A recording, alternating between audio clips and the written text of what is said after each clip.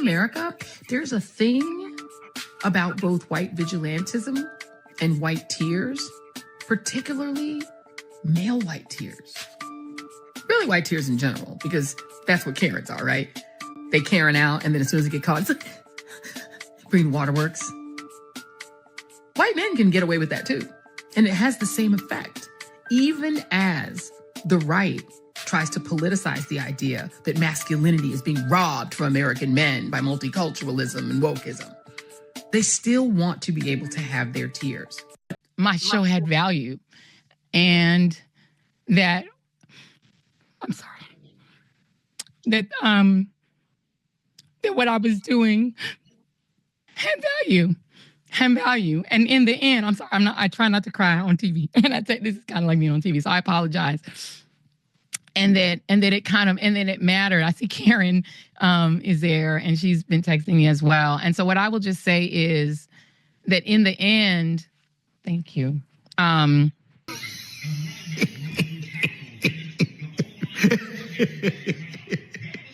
I tell you? Where I land is that the moment of guilt that I felt, that I went hard on so many issues, whether it was the Black Lives Matter issues of a young baby or a mom or a dad that was killed, or when we opened up people's eyes to the fact that Asian Americans were being targeted and not just Black folks, or went hard for immigrants who've done nothing but come to this country like my parents did and try to make a life and defended them.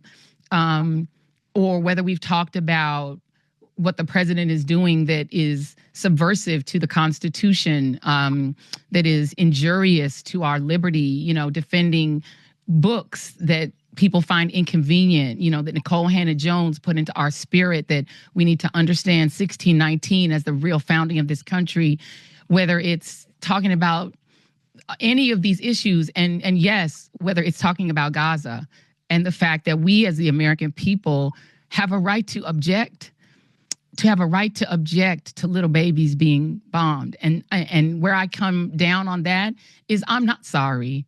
I am not sorry that I stood up for those things, because those things are of God. And I'm a church girl too, and those are the things that I was taught were of God. And so I'm not sorry. I'm just proud of my show. So Joy Reid just had her final episode ever on MSNBC, and I decided to watch it, number one, because I'm a martyr, I do it for you guys, and number two, because this woman has been stealing my hairstyle for years. Now, earlier today, Joyless Reid posted a video of herself bawling, crying, saying her show had value, what she did had value, and now I know she's even more delusional than I initially thought. What value has Joy Reid added to society? She's done nothing but spew bile on television and sow division for years. She's denigrated anybody who doesn't fit into her small elite bubble. Now, you guys know me by now. I'm normally sympathetic, empathetic. I never pray for anybody's downfall, but Joy Reid, don't cry for me, Argentina, because you have done nothing but spew BS on television for years, and karma got its kiss for you, sweetie. Let me just be clear. I got into Harvard only because of affirmative action. I went to a school no one had ever heard of in Denver, Colorado, in a small suburb. I didn't go to Exeter or Andover. I didn't have college test prep. I just happened to be really nerdy and smart and have really good grades and good SAT scores. But someone came to Denver, Colorado to look for me. A Harvard recruiter flew to Denver, and I met up with her at the Village Inn restaurant and did a pre-interview to get to pull me into Harvard. I was pulled in, and the schools like Harvard and Yale that I got into affirmatively. Yes. And it was literally not saying we're going to take an unqualified person and put them in Harvard. Yes. We're going to take a very qualified person who we would never know existed and put them in Harvard. That's how I got there. That's how Ketanji got there. That's how Justice Jackson, I should say. Justice Jackson got there. It's how Clarence Thomas got there. But the minute I arrived from my majority Black little town, Montbello in Denver, to Harvard, the first like week or two that I was in class, my presence was questioned by white people. I was in this big conference class where some white students stood up and said, those students, the black students, they're only here because of affirmative action. It became a huge argument that we all ended up having. This was freshman year. I had never had my academic credentials questioned. I had never had anyone question whether I was intelligent until I got to Harvard. And it was a defining point of my experience there. It's why I really was one of the many reasons I was miserable there my freshman year. Yeah. You feel completely out of place and people keep telling you shouldn't be here. They want white supremacy by ventriloquist effect. There is a black mouth moving, but a white idea through the running on the runway of the tongue of a figure who justifies and legitimates the white supremacist practices. But, you know, I feel like the important sort of data point, and you know, Steve talks about it a lot. He's going to probably talk about it a little more tonight, is that these are white Christians. That this is a state that is overrepresented by white Christians that are going to participate in these caucuses, yes. Especially tonight. Earlier today, reached out to Robbie Jones from the Public Religion Research Institute, knowing that we were going to talk about Iowa. And this is a hyper-evangelical white state. And he said the following to me: Iowa is about 61% white Christian. The country as a whole is approximately 41% white Christian. And in Iowa, we're talking about evangelical white Christians. And he said the following. Because I asked him, what do they get out of supporting Donald Trump? Because he keeps losing, he keeps delivering losses and losses and losses. And he said the following: they see themselves as the rightful inheritors of this country, and Trump has promised to give it back to them. All the things that we think about electability, about, you know, what are people gaming out, or none of that matters when you believe that God has given you this country, that it is yours, and that everyone who is not a white conservative Christian is a fraudulent American. Race lady. Why would they call me that? Is this really about me fixating on race, or is it about you fixating on race? But Donald Trump wants to never let black and brown folk off the mat. Evident what they mean by DEI, right? Why not just say what you mean? You can't stand black people. We get it. You've been heard. Are you committed to naming a black woman as your vice presidential running mate? They wanted to go after the brown people too, because of course that is their other target. You feel joy? Say joy. It's not fashionable to be openly racist anymore in America, unlike what they call the good old days. Only the white Christian men may have the things. So you own everything that happens to your mixed status families and to your wives, sisters, and abuelas. Joy. If you are black plus anything else, you are black. Violent white nationalism that today threatens our national security.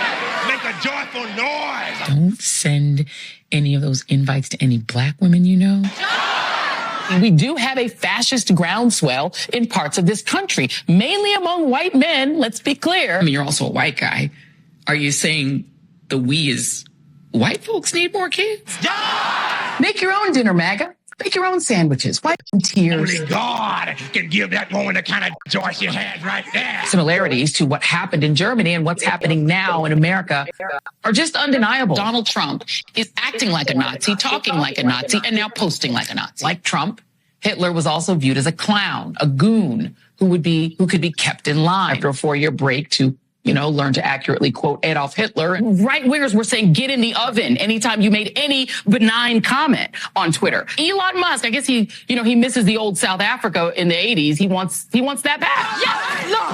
Not only is Trump a criminal, he's also someone who is arguably in mental and perhaps even cognitive decline. Yes, Biden is aging. He shuffles when he walks and forgets names and makes gaffes. But he's not incoherent. He can give us a prompter speech. Yes, sir. Kamala Harris has passed the audition flawlessly. This has been, in many ways, a perfect campaign. For misappropriating black vernacular for misogynistic purposes, Elon Musk is the absolute worst. They've taught people the word inflation, right? Most people who would have never used that word ever in their lives are using it now because they've been taught it. So many of us are not safe in Donald Trump's America. If you're mad at United Healthcare and you voted for Trump, you essentially voted for America to be run like United Healthcare. And you think, oh yeah, they let the race lady in. Blah, affirmative action. Blah. Well, listen, let me cheer you up, okay? I got into Harvard and Yale, Vassar, and the University of Denver too, because I had a really high GPA and fantastic SAT scores. Let me just be clear. I got into Harvard only because of affirmative action. A Black woman forced you to pay a $175 million fine. For me, there's something poetic and actually wonderful about that. It says something good about our country that we're still capable of having that happen. Go DEI. My DEIs are bringing it home. An even bigger programming change is at 7 p.m. Eastern, where Joy Reid's show, The Reid Out, ended tonight. And Joy is not taking a different job in the network. She is leaving the network altogether. And that is very, very, very hard to take. I am 51 years old. I have been gainfully employed since I was 12. And I have had so many different kinds of jobs, you wouldn't believe me if I told you. But in all of the jobs I have had, in all of the years I have been alive, there is no colleague for whom I have had more affection and more respect than Joy Reid. I love everything about her. I have learned so much from her. I have so much more to learn from her. I do not want to lose her as a colleague here at MSNBC. And personally, I think it is a bad mistake to let her walk out the door. It is not my call, and I understand that, but that's what I think. I will tell you, it is also unnerving to see that on a network where we've got two non-white hosts in primetime, both of our non-white hosts in primetime are losing their shows, as is Katie Fang on the weekend. And that feels worse than bad, no matter who replaces them. That feels indefensible, and I do not defend it. But there's just one other piece of it that you should know. From your side of the TV screen, you will mostly see changes in terms of who's in the anchor chair.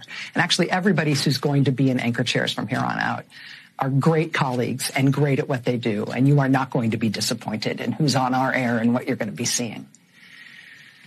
But one thing you cannot necessarily see is that the people who get our shows on the air, they're really being put through the ringer. Dozens of producers and staffers, including some who are among the most experienced and most talented and most specialist producers in the building, are facing being laid off. They're being invited to reapply for new jobs. That has never happened at this scale in this way before when it comes to programming changes, presumably because it's not the right way to treat people and it's inefficient and it's unnecessary. And it kind of drops the bottom out of whether or not people feel like this is a good place to work. And so we don't generally do things that way. Maybe all of our folks, including most of the people who are getting this very show on the air right now, maybe they will all get new jobs here. And I hope they do. But in the meantime, being put in this kind of limbo, the anxiety and the discombobulation is off the charts at a time when this job already is extra stressful and difficult. It is not news for me to tell you that the press and freedom of the press are under attack in a way that is really, it's a big deal for our country. It's very visceral for us here. I know that the business of the press is not an easy thing, and I know that no job is forever. But I think I'm safe in saying for all of us anchors who you know through the TV, please know that what pains us the most is not what happens to us. It is what happens to our coworkers on whom we depend and who you don't necessarily know, but we respect and love them and depend on them. And did I mention we respect them? This is a difficult time in the news business, but it does not need to be this difficult. We welcome new voices to this place and some familiar voices to new hours. It's going to be great, honestly, and we want to grow and succeed and reach more people than ever and be resilient and stay here forever. I also believe, and I bet you believe, that the way to get there is by treating people well. Finding good people, good colleagues, doing good work with them, and then having their back. That we could do a lot better on, a lot better. All that matters in this election, and I genuinely mean this, all that matters in this election, the only thing that matters in this election is keeping Donald Trump and Project 2025 out of power. Keeping that insane ideology of white Christian nationalism and white supremacy and white male Christian dominance out of power. That's all that matters. I genuinely don't care who the Democratic nominee is, and I'm being real. I don't care. If it's Biden, fine. If it's Kamala Harris, fabulous, right? But it's going to be one of the two of them. Let's just not play crazy games now. There are rules the way that this process works. It's one of the two of them. Either one, I don't care. Or if you want to parachute somebody else in and they're not him, they not the orange one, they not the one who quotes Hitler, fine, put him in, I don't care. Because all that matters, I'm going to say this to y'all again, all that matters in this upcoming election is that you keep that man and that Project 2025 plan out of power. That's all you need to understand. And to do that, you are going to need to vote against the party that has embraced white Christian nationalism. The Republican Party is gone. It has been replaced by Project 2025 and MAGA and Trump. That's all that's left. That party is gone. And that means you have to vote against that letter, R, all the way down the ballot. You have to keep them out of power at the state level, keep them out of power at the federal level, or remove them from power at the state and federal level. That means anything with the R on it is toxic. Anything with the R on it is going to take your birth control. Anything with the R on it is going to make you register and take the military preparatory test in high school so that you're ready to be cannon fodder for them, to be deployed on the streets of the United States to shoot Americans who are protesting. They're going to take away your education. They're going to take away your opportunity to go to college. They're going to take away your books, your history. They're going to take away your right to even know the history of this country. They're going to replace it with so-called patriotic education. They're going to get rid of the Department of Education, meaning no more Pell Grants, no more money for school, no more student loans, no more equality for girls' sports. All of it gone, replaced with this white Christian nationalist insanity. And they want to do that not just federal, but state.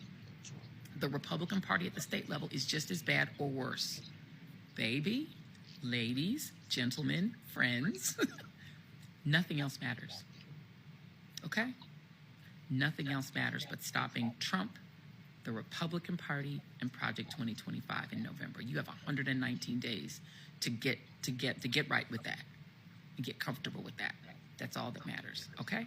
And the only way to stop them is with our votes.